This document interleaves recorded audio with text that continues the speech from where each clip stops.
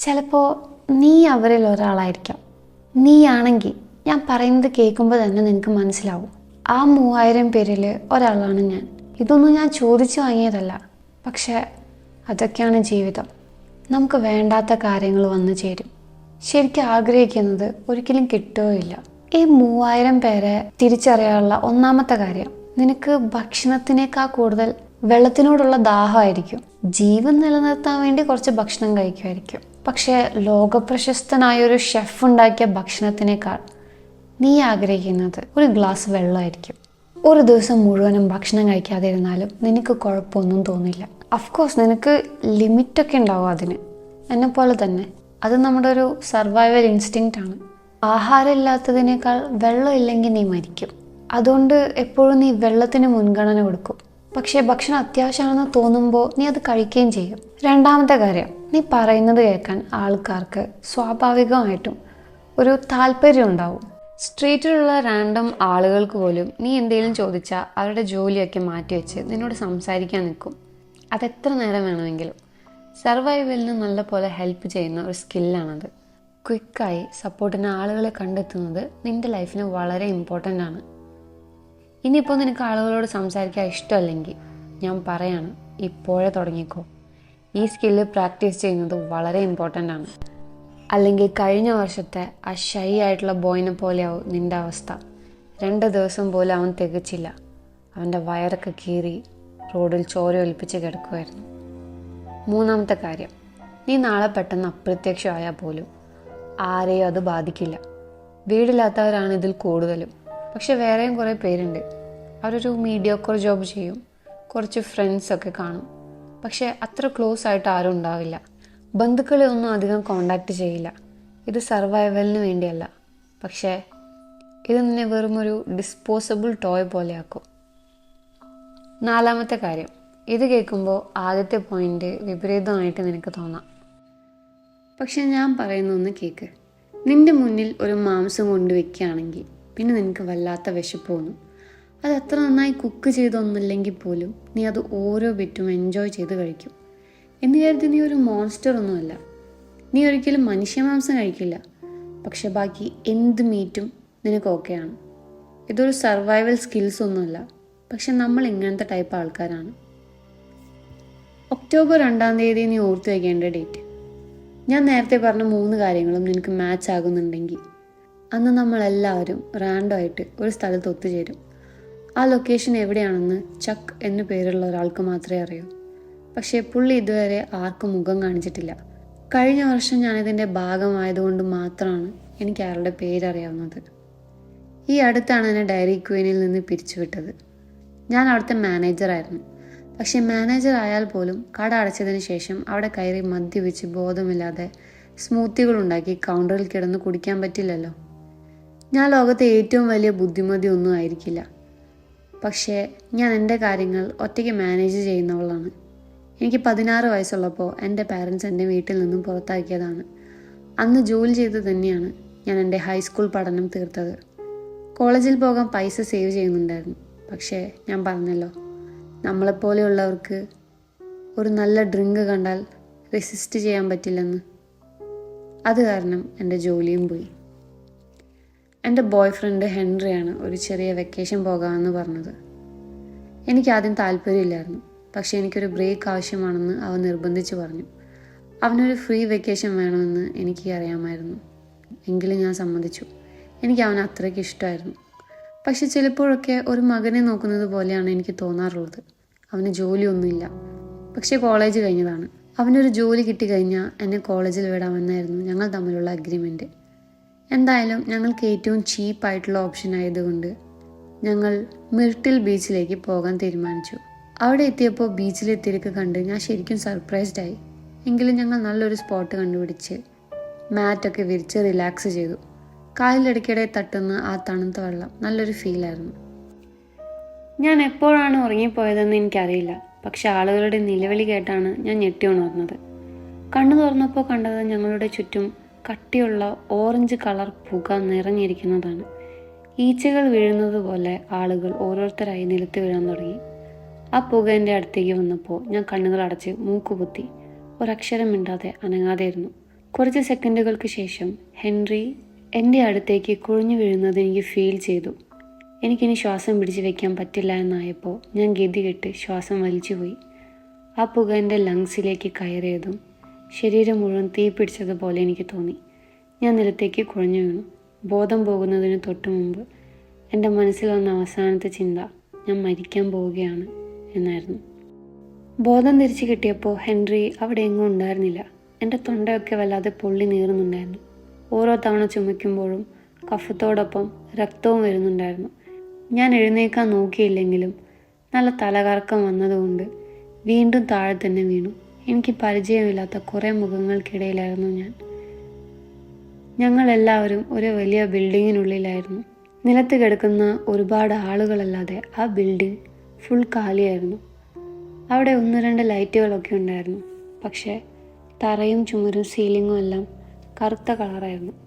എൻ്റെ അടുത്തിരുന്ന ഒരു പ്രായമായ മനുഷ്യൻ പെട്ടെന്ന് ഉണർന്നു. അയാൾ എന്നെ നോക്കി ചോദിച്ചു, നമ്മളിത് എവിടെയാ? പൈസയ്ക്ക് വേണ്ടിയാണെങ്കിൽ അവർക്ക് ആൾ തെറ്റിപ്പോയി. എൻ്റെ കയ്യിലാകെ $2 ഉള്ളൂ. ഞാനും അയാളെപ്പോലെ തന്നെ ഒന്നും മനസ്സിലാകാതെ തലയാട്ടി. അയാൾ എഴുന്നേറ്റിരുന്നപ്പോൾ എനിക്ക് മനസ്സിലായി അയാളൊരു ഭിക്ഷക്കാരനാണെന്ന്. അയാളുടെ ശരീരത്തിൽ നിന്നുള്ള മണം എനിക്ക് സഹിക്കാൻ പറ്റുന്നുണ്ടായിരുന്നില്ല. പക്ഷെ ഒരാൾ സംസാരിക്കാൻ വന്നാൽ അത് ഒഴിവാക്കുന്ന ടൈപ്പല്ല ഞാൻ. പുള്ളിയുടെ സംസാരത്തിൽ എന്തോ ഒരു പ്രത്യേകത ഉണ്ടായിരുന്നു. അടുത്ത കുറച്ച് മിനിറ്റുകൾ ഞങ്ങൾ പരസ്പരം സംസാരിച്ചു. പുള്ളിക്കൊരു ചെറിയ ഹോട്ട് ഡോഗ് കാർട്ട് ഉണ്ടായിരുന്നു. പക്ഷേ ബിസിനസ് തീരെ കുറഞ്ഞപ്പോൾ അടുത്ത ദിവസത്തേക്ക് സാധനം വാങ്ങാൻ പോലും കാശില്ലാതായി. ടൂറിസ്റ്റ് സ്പോട്ടുകളിൽ 50 വയസ്സ് കഴിഞ്ഞ ഒരാൾക്ക് ജോലി കിട്ടാൻ വലിയ പാടാണ്. അയാൾ 8 മാസമായി തെരുവിലായിരുന്നു. എങ്കിലും അയാളുടെ കണ്ണുകളിൽ ഒരു പ്രതീക്ഷ ഉണ്ടായിരുന്നു. പക്ഷെ ആ റൂമിൽ ഒരു ശബ്ദം മുഴങ്ങിയതോടെ ആ പ്രതീക്ഷയും അവസാനിച്ചു. എവിടെ നിന്നാണ് ആ വോയിസ് വരുന്നത് എന്ന് ഞാൻ ചുറ്റും നോക്കി. എങ്കിലും സ്പീക്കറുകളൊന്നും അവിടെ എങ്ങും കാണാനില്ലായിരുന്നു. എല്ലാവർക്കും നമസ്കാരം. നിങ്ങളിവിടെ എന്താണ് ചെയ്യുന്നതെന്നോ ഞാൻ ആരാണെന്നോ ഒക്കെ നിങ്ങൾ ആലോചിക്കുന്നുണ്ടാവും. എന്നെ നിങ്ങൾക്ക് ചക്ക് എന്ന് വിളിക്കാം. നിങ്ങളുടെ ജീവന് വേണ്ടിയുള്ള പോരാട്ടത്തിലാണ് നിങ്ങളിപ്പോൾ. ഈ ബിൽഡിങ്ങിൽ ഇപ്പോൾ 3000 പേരുണ്ട്. 90 ദിവസം കഴിയുമ്പോൾ ഇതിൽ കുറച്ച് ശതമാനം ആളുകൾ മാത്രമേ ഇവിടെ നിന്ന് പുറത്തേക്ക് കടക്കൂ. ഇതൊരു കളിയല്ല. 90 ദിവസം തികയാതെ നിങ്ങൾക്ക് ഇവിടെ നിന്ന് പോകാനും പറ്റില്ല. ഇന്ന് ക്ലീനപ്പ് ഡേ ആണ്. നിങ്ങളിൽ ഏറ്റവും വീക്കായ 500 പേരെ ഞങ്ങൾ ഒഴിവാക്കും. അത് കഴിഞ്ഞാൽ പിന്നെ ആര് ജീവിക്കണം ആര് മരിക്കണം എന്ന് തീരുമാനിക്കേണ്ടത് നിങ്ങളാണ്.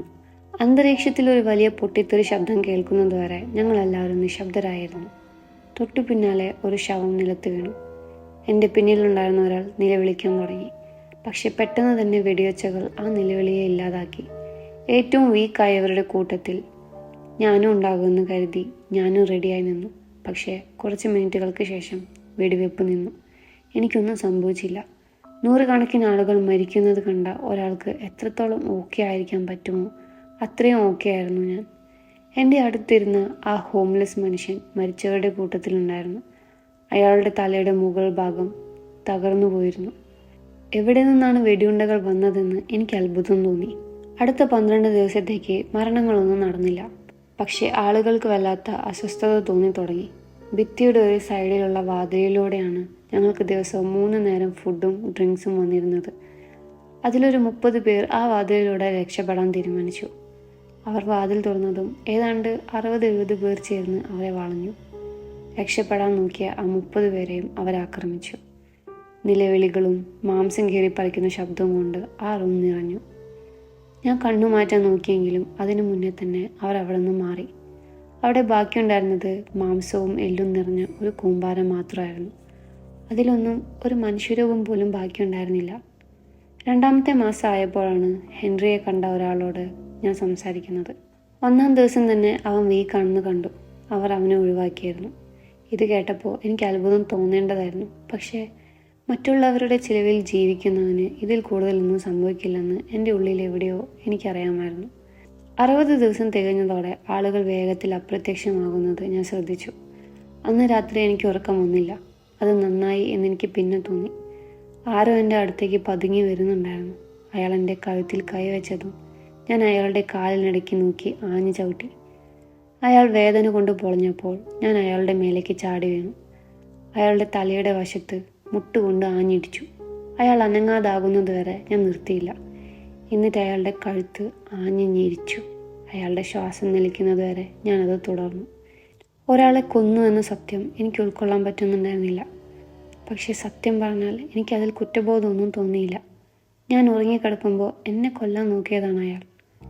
പക്ഷെ അയാൾക്ക് തെറ്റിയ സ്പോട്ട് അതായിരുന്നു. ആ രാത്രിക്ക് ശേഷം ഞാൻ വേറെ 4 പേരുടെ കൂടെ ഒരു ടീമായി. ഓരോരുത്തർ ഉറങ്ങുമ്പോൾ ബാക്കിയുള്ളവർ അവർക്ക് കാവൽ നിൽക്കും. ആ പ്ലാൻ വർക്കായി. ഞങ്ങൾക്ക് ചുറ്റും ആളുകൾ മരിച്ചു വീഴുന്നുണ്ടായിരുന്നു. പക്ഷെ എങ്ങനെയൊക്കെയോ ഞങ്ങൾ 89-ാം ദിവസം വരെ സുരക്ഷിതമായി എത്തി. 90-ാം ദിവസം രാവിലെ ചക്കിൻ്റെ ശബ്ദം കേട്ടാണ് ഞാൻ ഉണർന്നത്. ശരി ഗായ്സ്, ഇനിയൊരു ദിവസം കൂടിയേ ഉള്ളൂ. ഇപ്പോൾ നിങ്ങളിൽ 1200 പേർ ബാക്കിയുണ്ട്. നമുക്കിതൊന്ന് ഇൻസ്റ്റഗ്രാം ആക്കാം. എല്ലാവരും അനങ്ങാതെ നിൽക്കുക. ആരെങ്കിലും ഒന്ന് അനങ്ങിയാൽ അത് നിങ്ങളുടെ ജീവിതത്തിലെ അവസാനത്തെ ചലനമായിരിക്കും. 100 കണക്കിന് ആളുകൾ വാതിലിലൂടെ അകത്തേക്ക് ഇരച്ചു കയറി. എല്ലാവരുടെയും കയ്യിൽ പലതരത്തിലുള്ള ആയുധങ്ങളുണ്ടായിരുന്നു. കൂടുതലും കത്തികളായിരുന്നു. എങ്കിലും ഒരു 20-30 തോക്കുകളും ഉണ്ടായിരുന്നു. അവർ ചുറ്റും നടന്ന് ഞങ്ങൾക്ക് ഓരോരുത്തർക്കും റാൻഡമായി ഓരോ ആയുധവും ഓരോ കുപ്പി വെള്ളവും തന്നു. എനിക്ക് കിട്ടിയത് ഒരു പിസ്റ്റളും 2 മാഗസീനുമാണ്. എൻ്റെ ചുറ്റുമുള്ളവർക്ക് കത്തികളോ വാളോ അല്ലെങ്കിൽ ചെറിയ കോടാലികളോ ആണ് കിട്ടിയത്. അസൂയയും പേടിയും നിറഞ്ഞ കണ്ണുകളോടെയാണ് അവർ എൻ്റെ കയ്യിലുള്ള തോക്കിനെ നോക്കിയത്. എല്ലാവർക്കും ആയുധങ്ങൾ കൊടുത്തു കഴിഞ്ഞതും ചിലർ അപ്പോൾ തന്നെ അങ്ങോട്ടും ഇങ്ങോട്ടും അറ്റാക്ക് ചെയ്യാൻ തുടങ്ങി. സെക്കൻഡുകൾക്കുള്ളിൽ അവരൊക്കെ വെടിയേറ്റ് വീണു. ഞാൻ അറ്റാക്ക് ചെയ്യാൻ പറഞ്ഞില്ലല്ലോ, ഉണ്ടോ? അതുകൊണ്ടാണ് ഞാൻ പറയുന്നത്, ശ്രദ്ധിച്ച് കേൾക്കണമെന്ന്. നിയമങ്ങൾ എന്താണെന്ന് പോലും മനസ്സിലാക്കാൻ പറ്റാത്ത അത്ര മണ്ടന്മാരായതുകൊണ്ട് ഇപ്പോൾ വേറെ ഒരു 248 പേര് കൂടി ചത്തു. നിങ്ങൾക്ക് ഓരോരുത്തർക്കും ആയുധങ്ങൾ തന്നിട്ടുണ്ടല്ലോ. കത്തി കിട്ടിയവർ ഈ കോർണറിലേക്ക് മാറി നിൽക്കുക. എൻ്റെ ഇടതുവശത്തുള്ള ഒരു മൂലയിലേക്ക് ഒരു ബ്രൈറ്റ് ലൈറ്റ് അടിച്ചു. പതുക്കെ കത്തി കിട്ടിയവരെല്ലാം ആ വെട്ടത്തിന് അടുത്തേക്ക് നടന്നു. ഗുഡ്. ഇനി വാൾ കിട്ടിയവർ ഈ സൈഡിലേക്ക് പോവുക. ആ വെട്ടം എൻ്റെ വലതുവശത്തുള്ള മുറിയിലേക്ക് മാറി. ഇനി തോക്ക് കിട്ടിയവർ വാൾ കിട്ടിയവരുടെ മുന്നിലുള്ള കോർണറിലേക്കും കോടാലി കിട്ടിയവർ കത്തി കിട്ടിയവരുടെ മുന്നിലേക്കും പോയി നിൽക്കുക. ഞങ്ങളെല്ലാവരും പറഞ്ഞ സ്ഥലത്തേക്ക് മാറി നിന്നു. ചുറ്റും നോക്കിയപ്പോൾ കത്തിയും വാളും കിട്ടിയവരാണ് കൂടുതലെന്ന് എനിക്ക് മനസ്സിലായി. ഓരോ ഗ്രൂപ്പിൽ നിന്നും അവസാനം ബാക്കിയാകുന്ന ഒരാൾക്ക് മാത്രമേ ജീവനോടെ പുറത്തു പോകാൻ പറ്റൂ. ആര് മരിക്കണം, ആര് ജീവിക്കണം എന്ന് തീരുമാനിക്കാൻ നിങ്ങൾക്ക് 29 ദിവസമുണ്ട്. വേറെ ഗ്രൂപ്പിലുള്ള ആരെയും കൊല്ലാൻ പാടില്ല. ഓർക്കുക, നിയമങ്ങൾ കൃത്യമായി പാലിക്കണം. ഇനി മുതൽ നിങ്ങൾക്ക് ആഹാരം കിട്ടില്ല. തുടങ്ങിക്കോളൂ. അപ്പോൾ തന്നെ അന്തരീക്ഷം നിലവിളികൾ കൊണ്ട് നിറഞ്ഞു. ചുറ്റും ചോര ഒഴുകാൻ തുടങ്ങി. പെട്ടെന്ന് ഒരു തിരക്ക് വന്നതും ഒരു ബുള്ളറ്റ് എൻ്റെ വലതു തുടയിൽ തറച്ചു. സത്യം പറഞ്ഞാൽ എന്നെ കാക്കുന്ന ഏതോ ശക്തിയോട് എനിക്ക് നന്ദി തോന്നി. കാരണം ആ വെടിയേറ്റതാണ് എന്നെ രക്ഷിച്ചത്. വെടിയേറ്റതും ഞാൻ താഴെ വീണു. എൻ്റെ ഭാഗ്യത്തിന് ഒരാൾ എൻ്റെ മുകളിലേക്ക് മറിഞ്ഞു വീണു. അയാളുടെ ചോര എൻ്റെ ഷർട്ടിലേക്ക് പടരുന്നത് എനിക്ക് ഫീൽ ചെയ്യുന്നുണ്ടായിരുന്നു. അനങ്ങാതെയും ശബ്ദം ഉണ്ടാക്കാതെയും ഇരിക്കാൻ ഞാൻ പരമാവധി ശ്രമിച്ചു. എല്ലാവരും മരിച്ചു വീഴുന്നത് ഞാൻ നോക്കി നിന്നു. മിനിറ്റുകൾക്കുള്ളിൽ ഞങ്ങളുടെ സൈഡിൽ ഒരേ ഒരു പെൺകുട്ടി മാത്രം ബാക്കിയായി. അവൾ മുകളിലേക്ക് നോക്കി പൊട്ടിച്ചിരിക്കുകയായിരുന്നു. ഞാൻ പതുക്കെ മുട്ടുകുത്തി ഇഴഞ്ഞ് അവളുടെ അടുത്തേക്ക് ചെന്നു. എൻ്റെ കയ്യിലുള്ള അവസാനത്തെ കരുത്തും എടുത്തു. ഞാൻ എഴുന്നേറ്റ് അവളുടെ തലയുടെ പിൻഭാഗത്തേക്ക് വെടിവെച്ചു. മറ്റു ഗ്രൂപ്പുകളിൽ ഒരാൾ മാത്രമായി കുറയാൻ കുറച്ച് സമയമെടുത്തു. അത് കാണാൻ നിൽക്കാതെ തളർച്ച കാരണം ഞാൻ അറിയാതെ ഉറങ്ങിപ്പോയി. പിന്നെ ഞാൻ കണ്ണു തുറന്നപ്പോൾ കണ്ടത് എന്നെ തട്ടിക്കൊണ്ടുപോയ അതേ ബീച്ചാണ്. ഇപ്പോൾ രാത്രിയാണ്. എൻ്റെ കൂടെ വേറെ 3 പേരും അവിടെ കിടന്നുറങ്ങുന്നുണ്ടായിരുന്നു. എൻ്റെ തൊണ്ട വല്ലാതെ വേദനിക്കുന്നുണ്ടായിരുന്നു. പക്ഷേ എന്തു പറഞ്ഞാലും ഞാൻ ഇപ്പോഴും ജീവനോടെ ഉണ്ട്. ഇതുകൊണ്ടാണ് ഞാൻ നിങ്ങൾക്ക് മുന്നറിയിപ്പ് നൽകുന്നത്. നിങ്ങൾക്ക് ഈ ലക്ഷണങ്ങളുണ്ടെങ്കിൽ നിങ്ങളുടെ പ്ലാനുകളൊക്കെ മാറ്റിവെക്കുക. ഒരുപക്ഷെ നിങ്ങൾക്കിത് ഒഴിവാക്കാൻ കഴിഞ്ഞേക്കും. ഞാൻ രക്ഷപ്പെട്ടു. പക്ഷേ ഇന്നെൻ്റെ വീടിൻ്റെ ഫ്രണ്ട് ഡോറിൽ ഒരു നോട്ടീസ് ഒട്ടിച്ച് വെച്ചിരിക്കുന്നത് ഞാൻ കണ്ടു. രക്ഷപ്പെട്ടവരും അവസാനം മരിക്കും. ഈ വർഷം നിന്നെ വീണ്ടും കാണാൻ കാത്തിരിക്കുന്നു എന്ന്